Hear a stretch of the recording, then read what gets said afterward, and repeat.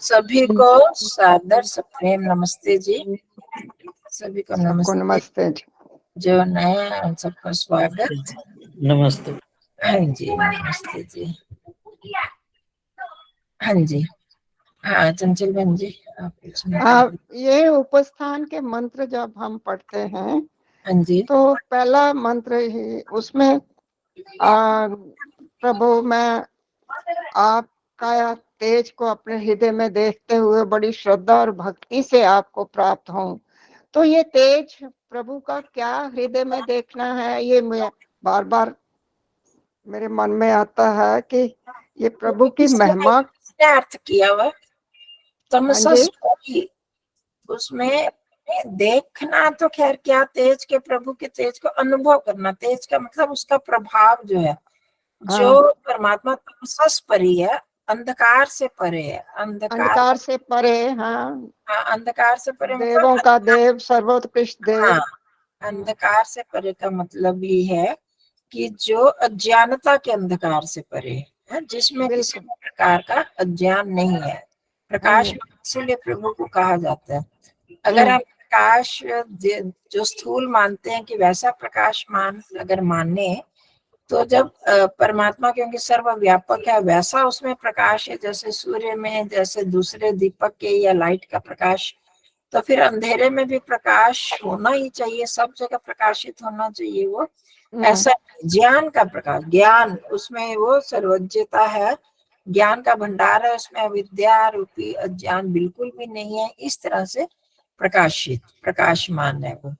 तो हमको पता ही है सबको कि लाइट जो प्रकाश का द्योतक है माना जाता है, ये ज्ञान का है ना, प्रकाश ज्ञान का द्योतक। तो उस परमात्मा के ज्ञान को ध्यान में रखते हुए, वैसे तो पश्यंत उत्तरम, उससे परमात्मा को देखते हुए, मतलब उसको अनुभव करते हुए, उसके गुण को अनुभव करते हुए हम परमात्मा को क्यों प्राप्त करना चाहते हैं?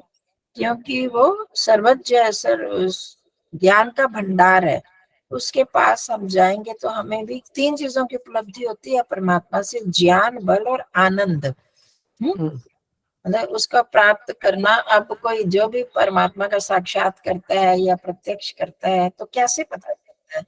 उसमें जो भी साक्षात करता है या साधक जिसने उसको प्राप्त कर लिया, उसको देख लिया, उसमें उसके ये गुण आ जाते हैं। क्योंकि परमात्मा अनंत ज्ञान, बल और आनंद का भंडार है। तो उसमें भी, तभी तो हम ये जितने योगी लोग हैं उनसे पूछते हैं, वो सब चीजों का समाधान हमें बताते हैं, क्योंकि उनमें भी ज्ञान, वास्तविक ज्ञान होता है उनमें, और बल भी उनमें होता है, वो किसी से डरते नहीं है, आध्यात्मिक बल इतना होता है, और आनंद, ये ही गुण परमात्मा में है। तो इसीलिए हम उनको उसको प्राप्त करना चाहते हैं कि ये गुण हम में भी आ जाए। अज्ञान हमारा हट जाएगा। अज्ञान कौन सा? जो हम आजकल कर रहे हैं, अविद्या, क्लेश, ये जो अज्ञान हमारे में हट जाए तो फिर तो कुछ करना शेष नहीं रहता। और परमात्मा इन सब का खजाना है। परमात्मा में ये सब भरे ही हुए हैं, ये ज्ञान का भंडार। तो उसको यहाँ पर बताया है कि उस परमात्मा के उस तेज को, वो तेज जो ज्ञान का तेज है, प्रभावकारी, उसको अनुभव करते हुए, देखना क्या है, अनुभव करते हुए, आंखों से तो कुछ नहीं दिखाई देता। तो हम उसको प्राप्त करना चाहते हैं, उस परमात्मा को अगन्य प्राप्त करें। धन्य, ठीक है जी, क्लियर हो जी। हाँ जी, रवि जी आपने पूछना कुछ? आपका म्यूट है, म्यूट, खोल लो माइक। अभी नमस्ते के बारे में आप बता रहे थे हमें। हाँ जी, आपकी व्याख्या तो ठीक है, पर जन साधारण में मैंने ये देखा कि आमतौर लोग राम राम और राधे राधे करते हैं, और अंतःकरण से वो उसका अभिवादन ही करते हैं, उनका यही है। अब हम अगर किसी को नमस्ते करते हैं, जवाब में वो राम राम ही हमें करता है या राधे राधे करता है।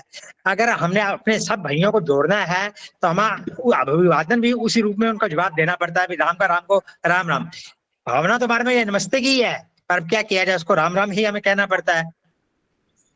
देखो राम राम तो मैं जैसे मैंने पहले बताया कि हमारा हर शब्द का समय पर महत्व होता है ना। उस समय पर जो चीज अभिवादन चला, अब तो लोगों ने क्या क्या बना लिया। अब राम की बात तो फिर भी हम मानते महान पुरुष, अब राधे राधे जो बोलते हैं, राधे में कहाँ कोई औचित्य दिखाई देता है। वहां आपका बात तो ठीक है, मैं राम राम की मेन बात। हाँ, तो वहां पर तो उसका तो बिल्कुल ही हमें खंडन कर देना चाहिए। हाँ, उसके बाद नमस्ते करके उसके बाद बोल दो। करना है तो हमें भी कोई करते हैं, राम राम तो बहुत लोग करते हैं, कई बार इतना रिवाज चल पड़ा है। तो नमस्ते, मैं तो नमस्ते का जो नमस्ते ही, उसको हम कुछ नहीं कहते हैं, नमस्ते ही बोल देते हैं, नमस्ते जी। और राम राम बोलते हैं नमस्ते, नमस्ते जी बोल हम यही दिए। सोचते हैं कि उसकी भावना तो यही है, मैं नमस्ते करने की, शब्द का प्रयोग उसने दूसरा किया है। हाँ देखो, भावना तो बहुत ऐसे भावनाएं करते करते तभी तो सारी गड़बड़ शुरू हुई है। आप जानते ही हो जितनी अब भी। ऐसा आपके विचार से मैं सहमत हूँ। अब लोगों को जोड़ना है तो उसी वाक्य में रिप्लाई करेंगे तो ज्यादा उचित रहेगा, नहीं तो हमारे से जुड़ नहीं रहे लोग। मैं ये देखता हूँ आर्य समाज में भी, मेरे आंखों के सामने देखता हूँ किसी कोई यंग जनरेशन नहीं जुड़ रही।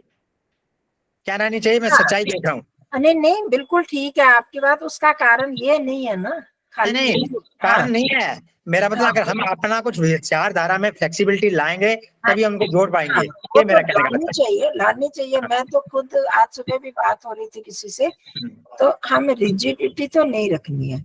हाँ कि अब पहले जैसे होते थे कि मूर्ति पूजा कोई आ गया तो उसको भगा दिया, ये उससे बात ही नहीं की, ये एकदम खंडन किया, बिल्कुल गलत बात है। हाँ मैं तो पहले भी ये कहती हूँ कि हमसे विरोध है, कुछ लोगों का विचारों में विरोध है, तो हाँ पर वो बेचारा अज्ञानता, उसमें भी अज्ञान है ना, उसको हाँ हमने ये एकदम निग्लेक्ट, वो इग्नोर करके उसको भगा दें, वो करें, तो यही कारण है कि जो हमारे जो धर्म की उन्नति नहीं हो रही, ताकि गलत की तरफ लोग चले जाते हैं। उसको हमें एक अच्छा ठीक रास्ता आराम से लॉजिकली एक तर्क पूर्वक बताएं, और ये नहीं कि पहली बार ही कोई आ रहा है तो पहले ही हमने उसके उसी चीज का खंडन करना शुरू कर दिया। ठीक ठीक। धीरे धीरे, जैसे वो मुनि अक्षिता जी हैं, उन्होंने भी एक बार यही कहा था कि एक लड़का कोई आता है, वो छोटा लड़का है गांव में, तो वो जब भी आता है राम राम करता है, तो मैं उसको ये कहती हूँ कि भाई राम राम क्यों, तुम जब इंजीनियर डॉक्टर बन जाके राम राम करोगे, नमस्ते करो। मैंने कहा ऐसे कहने की जरूरत नहीं, सीधा आप नमस्ते में जवाब दे दो, उसका जवाब दो, बड़ा मतलब नम्रता से, बड़े शिष्टता से जवाब देना है हमने। हम नमस्ते नमस्ते करेंगे, उसका जवाब तो दे रहे हैं ना। अगर हम उसको एकदम धुतकार देते हैं, वो बात गलत है।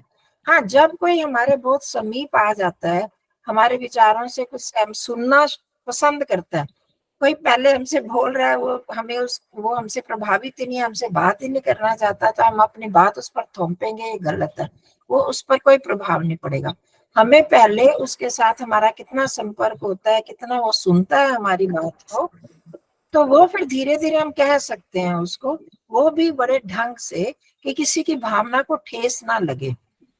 मतलब कि ये जो राम है एकदम भगवान नहीं है, ये तुम उनको भगवान मानते हो, ये तो गलत बात है, नहीं ऐसे नहीं, पूरा हम उनको तर्क पूर्वक बताएं, उनको करें बहुत अच्छे महान पुरुष थे, भगवान थे सचमुच। अभी मैंने एक वीडियो पहले डाली थी बहुत देर पहले कि जो श्री रामचंद्र जी, कृष्णचंद्र जी भगवान थे पर ईश्वर नहीं थे। आप देखो जितने भी पौराणिक लोग हैं, सब लोग उनको भगवान कहते हैं, किसी ने उनको ईश्वर नहीं कहा। समझ रहे हो आप? किसी ने उनको ईश्वर नाम से कहा है क्या? परमात्मा या परमात्मा राम, परमात्मा कृष्ण, तो किसी ने भी नहीं कहा। भगवान कृष्ण, भगवान राम कहा। इसमें एक रहस्य है। भगवान उसको कहते हैं, भगवान उसको कहते हैं जिसमें भग नामक, भग के 6 गुण होते हैं, 6 गुणों को भग कहा जाता है। तो जिसमें ये 6 गुण पाए जाते हैं वो भगवान है। वो तो कोई भी महान पुरुष हो सकते हैं। श्री रामचंद्र जी में भी ये गुण थे। वो एक श्लोक आता है, समग्रस्य ऐश्वर्यस्य धर्मस्य यशसः श्रियः ज्ञान वैराग्ययोश्चैव षण्णाम भग इति ऋणः।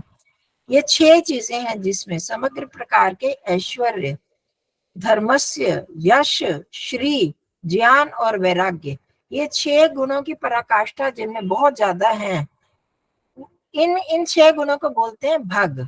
ठीक है, और जो भग वाला है वो भगवान हो गया। जैसे बल वाला बलवान, धन वाला धनवान, तो इसी तरह श्री रामचंद्र जी, श्री कृष्ण जी, बुद्ध, जिन लोगों के पास इतने गुण थे, ये वाले गुण हो सकते हैं एक महान पुरुष में, तो इसलिए वो भगवान है। तो हम उनको आराम से ये बात समझा सकते हैं और हर एक की बात समझ आएगी। भगवान है, हम इसमें कोई वो नहीं करते। हाँ, जिसने सृष्टि को उत्पन्न किया वो परमात्मा हम नहीं कह सकते इनको। क्यों नहीं कह सकते? क्योंकि जब ये बने, जब श्री रामचंद्र जी का जन्म हुआ ना, इनके माता पिता थे, श्री कृष्ण जी के माता पिता थे, सब मानेंगे है, इनके दादा दादी थे। उस समय सृष्टि बनी हुई थी जब ये पैदा हुए। पृथ्वी थी, सूर्य था, ये चंद्रमा थे, ये सारा वायुमंडल सब बना हुआ था ना। तो इसका मतलब इनके आने से पहले ही संसार बन चुका था। तो इनके माता पिता को भी पैदा करने वाला कोई था, आपको भी इनको भी पैदा करने वाला कोई था। तो इसका मतलब ईश्वर पहले से ही विद्यमान था। तो ये महान पुरुष है, भगवान है, पर इनको हम ईश्वर, वो वाला ईश्वर नहीं कह सकते जो संसार को उत्पन्न करने वाला, जो हम सबके अंदर रहने वाला, जो हम सबके कर्मों का फल देने वाला है, जो हमारी प्रार्थना सुनने वाला, वो नहीं हम कह सकते, क्योंकि इनकी मृत्यु भी बताई गई है। तो क्या ईश्वर की मृत्यु और जन्म होता है? वो अभी भी है ना, वो ईश्वर। तो हम जिससे प्रार्थना कर रहे हैं, किससे प्रार्थना करते हैं? जो अभी विद्यमान है उसको ही तो हम सुना रहे हैं।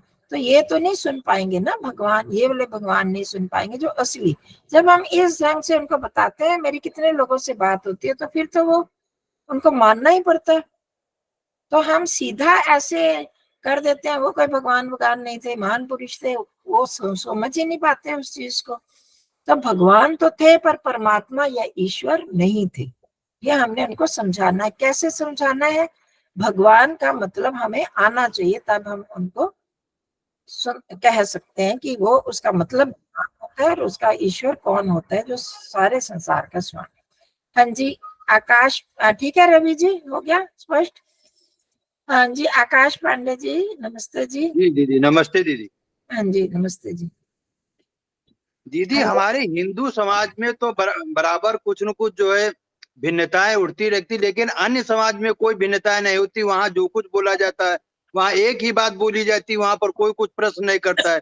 लेकिन हमारे हिंदू समाज में अलग अलग प्रश्न हम लोग क्यों करते हैं? ऐसा क्या हुआ कि ऐसे कांटे बोए गए, या किसने ऐसा हमको जो है बीज बोया है कि हम नहीं लोग तो अलग भिन्न भिन्न सवाल उठाते हैं? हाँ जी, मुश्किल तो यही है वैसे कि नमस्ते तो ठीक है, या देवी सर्वभूते विश्वरूपे सविता सभा मध्य, मतलब जो है नमस्तुभ्यम नमस्तुभ्यम, देवी जी की स्तुति बहुत की गई, ठीक, नमस्ते बहुत अच्छा है। लेकिन फिर भी हिंदू समाज अपने ऊपर ही क्यों प्रश्न उठाता है? अन्य समाज क्यों नहीं उठाते हैं? अन्य समाज में एकता है, हमारे हिंदू समाज में हाँ, भिन्नता क्यों रहती है? यही तो कमी रह गई ना। शुरू में जी जब दीदी। आपने पढ़ा होगा सत्याग्रह प्रकाश जिसने भी, कि महाभारत काल के बाद अलग अलग बहुत अधिक स्वतंत्रता जो मिल गई लोगों को अपने विचारों की अभिव्यक्ति, पर उस समय कोई भी ये इतना महान पुरुष नहीं आया कि जो बता सके कि ये चीज, हम कहाँ पर रह गए, सिर्फ भावनाओं पर रह गए। तो वो पुरुष जो है उसमें ये कमी आ गई, हम उसको एक, इसको भी भगवान मान लेंगे, उसको भी उसको भी, तो उसी का तो दुष्परिणाम आज आ रहा है हमारे सामने। हम संगठित नहीं हो पा रहे हैं सारे जो है।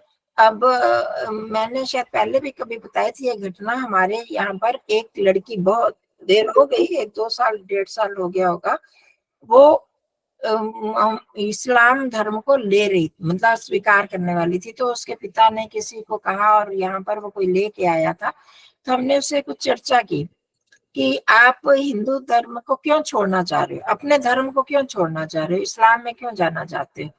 उसका यही उत्तर था, पहला ही उत्तर ये कि हमारे धर्म में कोई एक भगवान तो है ही नहीं। कितने धर्मों, कितने भगवानों को मानते हैं, कोई किसको मानता है, कोई किसको मानता है, कोई पत्थरों को पूजता है, कोई धूप जला लेता है, ये सारे करते हैं। वहां पर तो एक ही धर्म, एक ही भगवान को मानते हैं, यहाँ तो पत्थरों को भी पूजते हैं। तो हमने उसको ये समझाया कि भाई आप देखो, ये बाद में चले, ये पुराणों जब लिखे गए तब अलग अलग ईश्वर के नाम से अलग अलग चलने शुरू हो गए, और ये मूर्ति पूजा शुरू हुई है बुद्ध और जैनों के टाइम के बाद से शुरू हुई। हमारे यहाँ पहले, अगर आपको असली हिंदू धर्म को जानना है कि हमारा जो वैदिक धर्म है, शुरुआत कहाँ से हुई? वेद से हुई। तो उससे संबंधित ग्रंथों को पढ़ो। परंतु हमारे वहां कोई चलता ही नहीं। अब क्या हो गया कि आसान कहानियां चला दी पुराणों की, उसी से ही अब राधे राधे शुरू हो गया। मैं कितने ये जो हमारे मांगने वाले आते हैं वो भी क्या करते हैं, मैं कहती हूँ श्री कृष्ण को भी आपने छोड़ दिया और राधा पर क्यों आ गए हो। एक कृष्ण जी पूजनीय थे, योगी थे, उनको तो आप कहते थे वो चलो मान्य है कि महान पुरुष थे, परंतु राधा कहाँ से आ गई। उनकी पत्नी को भी छोड़ के आप राधा का नाम क्यों लेते हो। उस समय वो कोई जवाब भी नहीं दे पाते। बस एक जो धारणा चल जाती है हमारे में ये कि बुद्धि का हम लोग प्रयोग नहीं करते हैं, इसीलिए हमारे हिंदू धर्म में इतने मत मतांतर चल पड़े हैं। इसी का कारण है कि हमारा पतन हो रहा है। कोई भी एक दूसरे का साथ नहीं दे पाता। वो कहते हैं यहाँ उसमें भी मतभेद है, उसमें भी मतभेद है। तो पर हमें तो ये करना है कि जो भी अच्छी चीज है हमें आपस में कम से कम मन मुटाव तो ना रखें, मतभेद तो हो, मनोभेद ना हम बनाए कि हम प्रेस्टीज इशू बना लेते हैं अपना कि भाई नहीं इसने ये करा था, हम उससे बात ही ना करें, उससे घृणा करने लगते हैं। उस चीज से हमें बच के संगठन में तो आना ही पड़ेगा। तो अगर यही चीज है कि हमने सब चीज को स्वीकार करते गए और इतनी बात भिन्नताएं होती गई, तो अगर हम जहां जब शुरुआत ही हुई थी उस समय ही सब इस चीज को एक रूपता लाने के लिए करते तो इतनी मतभेद नहीं बढ़ते। कमियां तो हमारे में ही है, हम लोगों ने ऐसे उसकी भी भावना को ठेस ना पहुंचे, उसकी भावना को ठेस ना पहुंचे, ऐसे करते करते करते इतने वो दीदी नमस्ते और प्रणाम में कोई अंतर है क्या? नहीं, प्रणाम तो हम जैसे बड़े लोग जो है ना मतलब पूजने जो हमारे लिए सम्मानित लोग हैं, प्रणाम नम धातु से वो भी बना पर उसमें प्र लग गया प्रकृष्ट रूप से, ताकि बहुत और ज्यादा आदर भाव उसमें डालते हैं प्रणाम में। नमस्ते एक सामान्य सबको ही किया जाता है, और प्रणाम जो बड़े लोगों को, जैसे हमारे सन्यासी महात्मा बड़े लोग होते हैं, उनको प्रकृष्ट, प्र का अर्थ होता है प्रकृष्ट रूपेण नमस्कार, नमस्ते, वहां पर आ जाता है प्रणाम का। फिर दीदी वो देवी जी को नमस्तुभ्यम बारंबार ये श्लोक में बोला गया है दुर्गा सप्तशती में, तो फिर वो भी तो हमसे बड़ी ही हैं, हम लोगों से आदि शक्ति वो हैं, तो उनको भी तो नमस्तुभ्यम बार बार नमस्कार बोला गया है। मैं वो क्या कह रही, नमस्ते तो सबको हो सकता है ये कहा गया है, बड़ों को भी। मैंने अभी बताया 4-5 अर्थ है नमस्ते के। नमस्ते का एक अर्थ होता है आर्द्रता, अपने अंदर नम्रता लाते हुए। दूसरा अर्थ है उसका सम्मान करना। तीसरा अर्थ है उसका कि उसके आज्ञा का पालन करना। चौथा अर्थ आता है झुकना। ये हम बड़ों के आगे भी कर सकते हैं ना, जो सम्मानित लोग हैं उनको भी किया जा सकता है, सभी को किया जा सकता है। अब विशेष रूप से जब हम करते हैं उसको भी बढ़ा दिया तो प्रणाम भी किया जाता है। अब वेदों में बहुत सारे मंत्र ऐसे हैं जहाँ पर नमः नमः शब्द आया है। अगर किसी के उनको भी नमस्कार करते हुए नमः नमस्कार हो, तुम्हें नमस्ते हो, नमस्कार हो, ऐसा अर्थ आया है वहां पर, ये शब्द आया है नमः, वेदों से ही आया है वहां पर। तो वो नमस्ते शब्द तो शुरू से ही शुरू हुआ है, तो बाद में लोगों ने करने के लिए और अधिक करने के लिए प्रणाम और अधिक आदर के भाव प्रस्तुत करने के लिए आया। और नमस्तुभ्यम जो नमस्ते हम कह रहे हैं, तुभ्यम भी उसी का ही रूप है, ठीक है। जो अगर संस्कृत जानते हो, चतुर्थी विभक्ति एक वचन का रूप तुभ्यम भी है और उसी का रूप ते भी है। उसको नमः और ते जोड़ देते हैं तो नमस्ते बन जाता है। नमः तुभ्यम हो गया तो उसको जोड़ा नहीं, उसकी संधि होती नहीं है, और तुभ्यम शब्द उसमें संधि नहीं हो सकती, तो नमः तुभ्यम बन जाता है। वो थोड़ा बड़ा हो जाता है, नमस्ते करते हैं तो छोटा हो जाता है, एक शब्द बन जाता है। अर्थ दोनों का, दोनों शब्द एक ही है, वो भी चतुर्थी विभक्ति का, उसमें भी चतुर्थी विभक्ति है, ठीक है जी दीदी। हाँ जी, हम प्रणाम कर सकते हैं, अपने बुजुर्ग को प्रणाम कर सकते हैं। हाँ जी, अच्छा है हाँ जी, हाँ जी, ठीक, नमस्ते। हाँ जी। आप लोगों ने पूछना कुछ, वेद कुमारी जी बहन जी और चंचल बहन जी? मैं आपको बता रही थी कि यजुर्वेद के 16वें अध्याय में पता नहीं कितनी बार नमा किया है। बता रहे हो, बहुत बार नमः नमः नमः नमः आया, हर एक को नमः, छोटों को भी अर्के भ्यो नमः, ऐसे ये शब्द याद आ गया, अर्के भी हो नमः, छोटों को भी नमः, ये बड़ों को। नमः संभवाय च भयो भवाय च, ये हाँ, उसी में है। ये तो खैर ईश्वर के लिए आया ही है और उन छोटों के लिए भी। हाँ जी, ठीक है। और किसी चले आगे, अब तो समय लगभग हो गया। चंचल बहन जी, हो गया ना आपका हैंड रेजर? चलो, हमारा ये तो रह गया योग दर्शन का। तो उसमें हमने क्या करना, योग दर्शन का हमारा जो चल रहा था वही क्लेशों के बारे में बहुत लंबा हुआ, क्यों अभी क्लेश तो समाप्त हो गए, कर्माशय के बारे में आ रहा था। तो कर्माशय कैसे बनता है हमारा? कर्माशय का क्या मतलब है? कर्मों का स्टोर, संचित कर्म। अब वो जो हमारा कर्माशय अगर बन जाता है तो वो उन कर्मों का फल हमें भोगना पड़ता है, ये तो हम सब जानते हैं ना। तो कर्मों का फल भोगने के लिए हमें संसार में आना पड़ता है, संसार में जन्म लेना पड़ता है। हम इस बंधन से, शरीर के बंधन से, संसार के बंधन से नहीं छूट सकते जब तक हमें कर्मों का फल भोगना है। फल भोगने के लिए शरीर ग्रहण करना ही पड़ेगा। तो अगर हम शरीर से छूटना चाहते हैं, शरीर से छूटना क्यों चाहेंगे हम? क्योंकि हम दुखों से छूटना चाहते हैं, है ना। शरीर से छूटने की जरूरत क्यों है? अभी तो हम जब इस शरीर में हैं तो हम तो मरना नहीं चाहते, कोई भी नहीं मरना चाहता, हर एक चाहता है ये शरीर हमारा बना रहे। पर जब लॉन्ग रन में, मतलब जिसको हम कहें कि शाश्वत सुख हम चाहते हैं, जब हम दुखी हो जाते हैं, सचमुच हम ये समझने लगते हैं कि संसार में दुख है, इस शरीर के कारण हमको दुख है, और आत्मा जो मैं हूँ वो मैं चाहता हूँ कि मेरे को सुख मिले। या हर इंसान चाहता है कि हमको सुख मिले, ये तो पक्की बात है। कोई ऐसा है जो नहीं चाहता?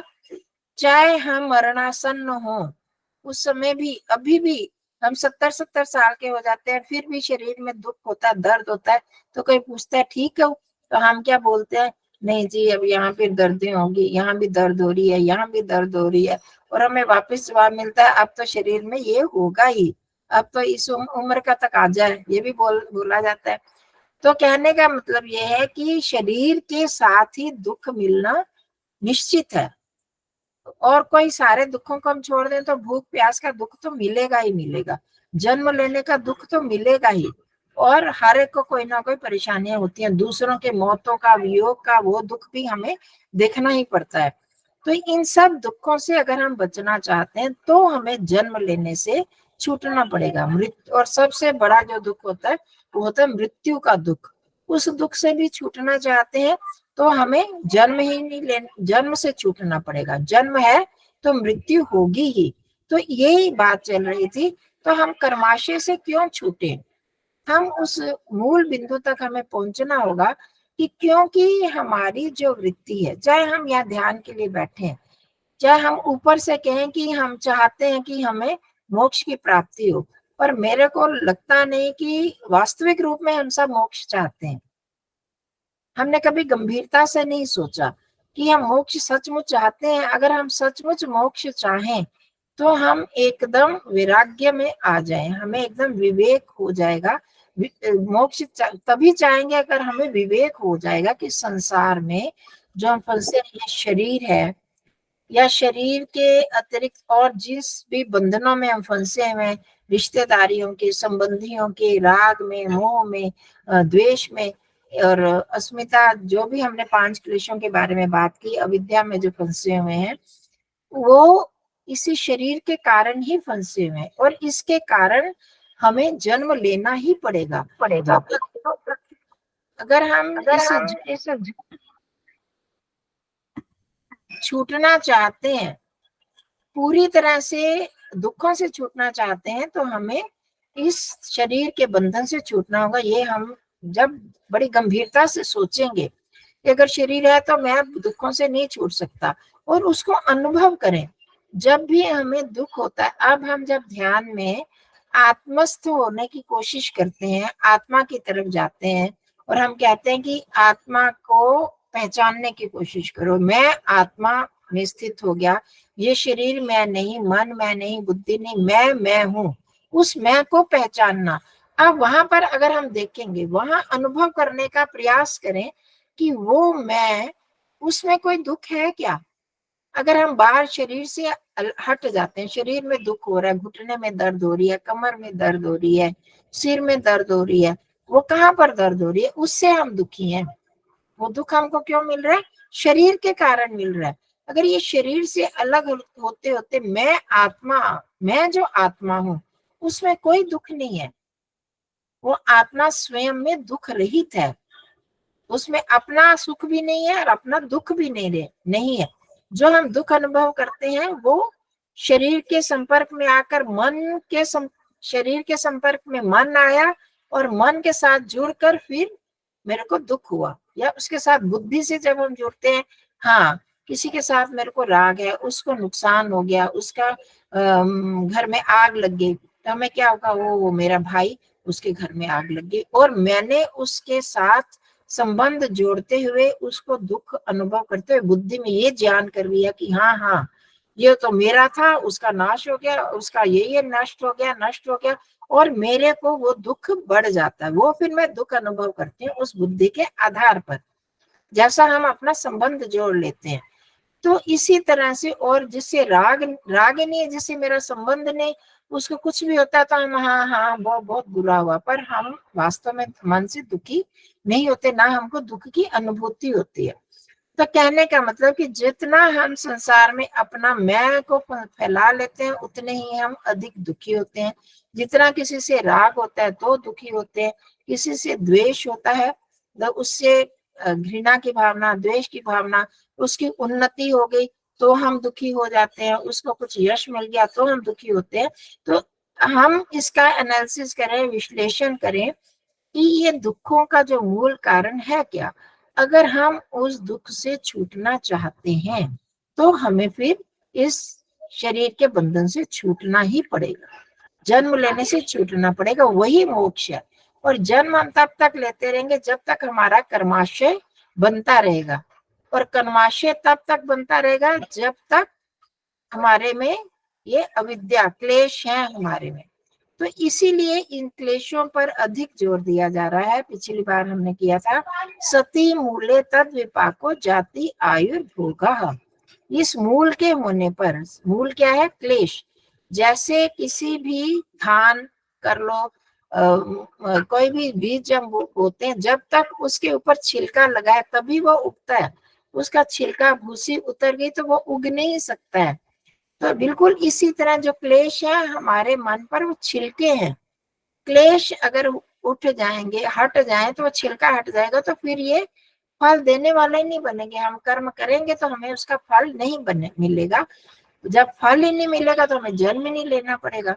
तो हमें उस स्थिति तक, उस स्तर तक पहुंचना है, इसलिए हम इस पर जोर दे रहे हैं।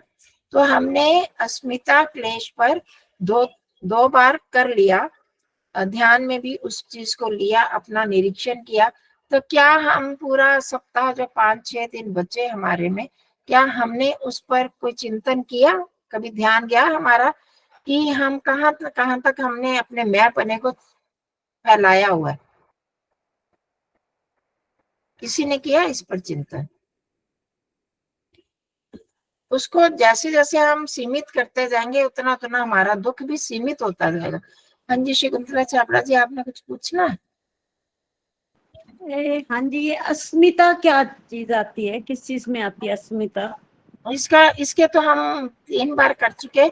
अस्मिता, अस्मि का होता है हूँ, मैं हूँ, वो उसको जब हम फैला लेते हैं, इसको तो हमने बहुत बार किया है। ध्यान से सुनो, ये कि तीन स्तरों में मैंने बताया था इसको, कि हमारा अस्मिता जो क्लेश है 3 स्तरों पर रहता है। एक तो दूसरों के साथ, अपने से अलग है, हम दूसरे जड़ वस्तुओं और चेतन वस्तुओं में मैंपना जोड़ लेते हैं।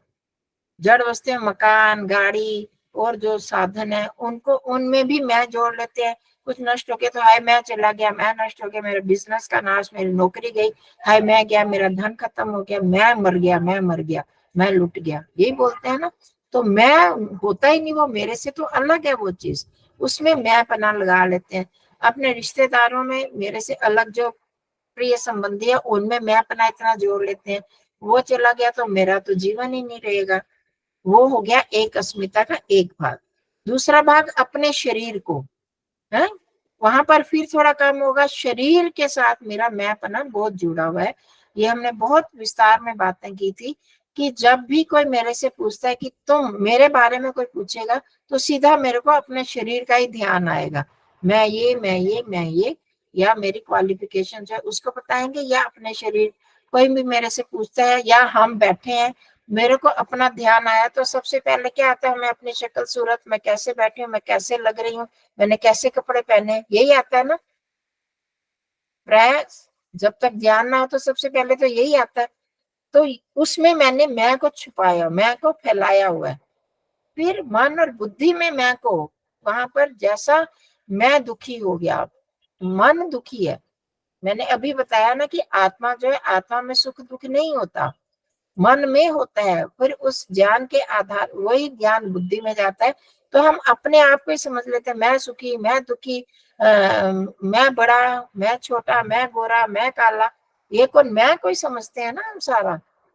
तो जब तक कि वो तो है ही नहीं मैं, तो उस, ये जो दोष है, मैं समझ लेना इन सबको, इसको बोलते हैं अस्मिता। अस्मि का होना, जो चीज मैं नहीं है उसमें मैं पना को जोड़ लेना, वह अस्मिता दोष। ये क्लेश है अस्मिता। ये हमारा बहुत ज्यादा अनजाने में ही हम सबके साथ मैं पना जोड़ लेते हैं। तो इससे हमें तभी हम ज्यादा दुखी होते हैं। तो अब आगे समझ, ये चीजें सारी पहले बताई हुई है ना। हाँ जी बताई हुई है, लेकिन समझ नहीं आ रही थी। मैंने पढ़ा हाँ, ना तो समझ नहीं आई थी तभी। अच्छा, अब हो गया, हाँ स्पष्ट हो जी गया। हाँ जी हाँ, ठीक है। तो हमने पहले दूर से अपने को हटाते हुए, पहले जो दूसरी चीजें हैं मेरे से अलग, शरीर से, मन से अलग, उनसे मैं अपने को हटाना है। वो मैं नहीं हूं। उसको भूख लगती है तो क्या मेरे को भूख लगती है? उसका नाश हो जाता है, कोई चीज गिर गई, टूट गई, तो मैं टूटा क्या? नहीं। पर हमने मैं जोड़ा हुआ है, उसमें इतना जोड़ा हुआ है कि हम दुखी हो जाते हैं, नुकसान हो जाता है 1000 रुपए का, 2000 का, 20,000 का, तो हम उसी में ही डूबे रहते हैं कि मेरा इतना नुकसान हो गया, मेरा हो गया। मेरा क्या हुआ? मेरे में तो कोई परिवर्तन आता ही नहीं, मेरे में कोई चेंज होता ही नहीं।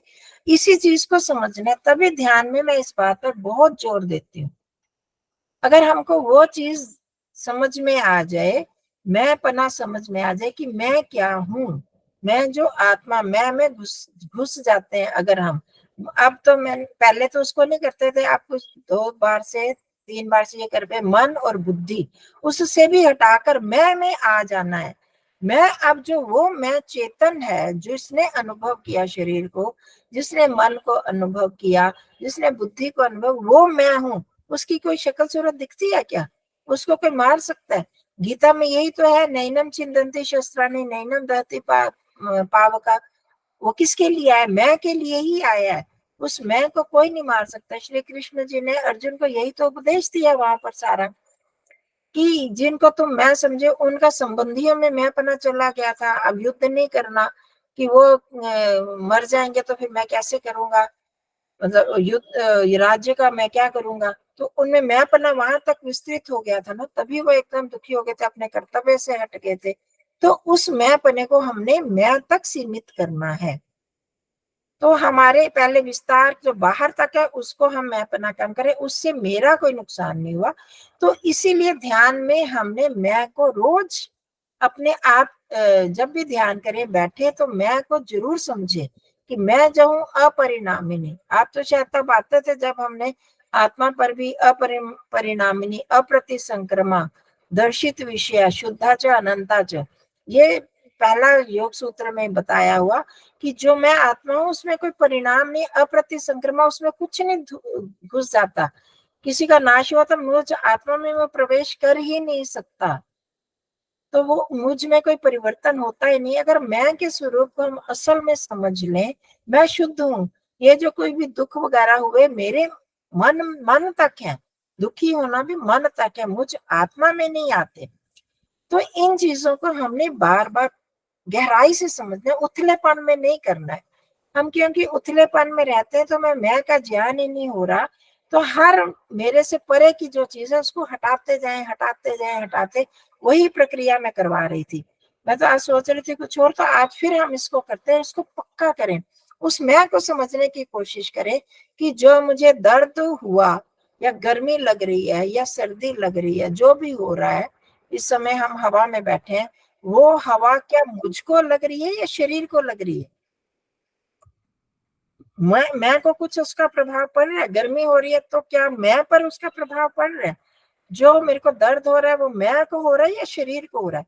मतलब अलग अलग करके उस मैं तक पहुंचे, सच में समझ ले। तो जब हम व्यवहार में जाएंगे तो कोई हमको कुछ कहेगा, बुरा भला मेरा अपमान करेगा, तो हम उससे प्रभावित नहीं होंगे।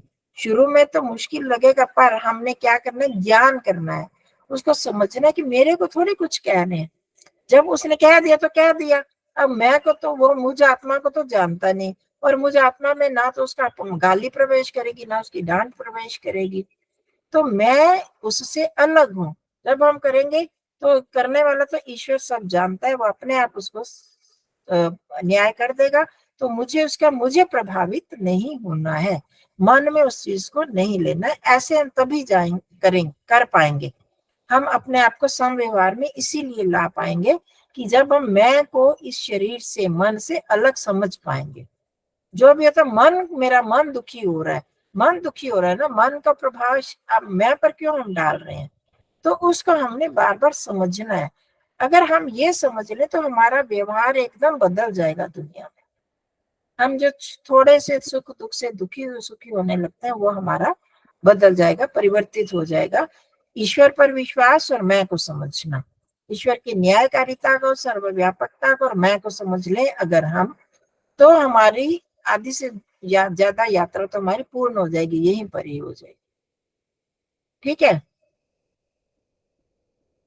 तो इसको हमने जो एक औपचारिकता से नहीं कर रहे हैं, हम ये जो कर रहे हैं इसको मैं को समझने का ध्यान में, उसको गंभीरता से आज करना कि मैं का स्वरूप सचमुच क्या दिखता है हमें। तो कुछ